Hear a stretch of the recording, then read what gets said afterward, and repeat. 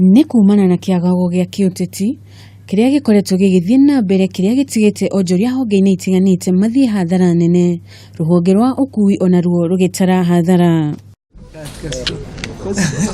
Kũringana na mũikarĩri gĩtĩ wa kĩama kĩa matatũ iria cikuagĩra gatagatĩ ka mũciĩ wa Nairobi, Ibrahim Hassan, onao nĩ makoretwo magĩthiĩ hathara nene, ũndũ ũrĩa ũratũma maremwo nĩ kũrĩha ngombo cia ngari ciao. Biashara zetu sasa zimeumia sana. Na sasa tuko na loans left, right and center.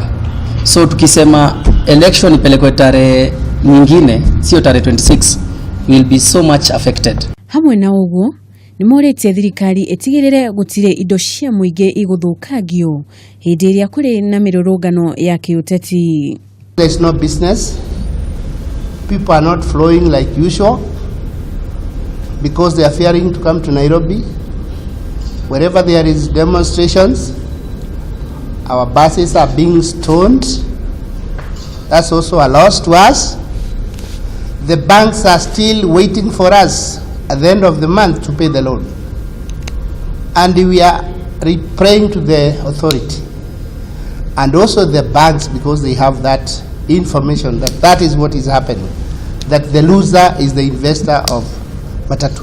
Oho nĩ morĩtie Akenya mathingate thayũ ihinda-inĩ rĩrĩ twerekeire gĩthurano gĩa gũcokerwo kĩa president. Ngĩripotera ceceni ya Kameme TV, njĩtagwo Njeri wa Kamau.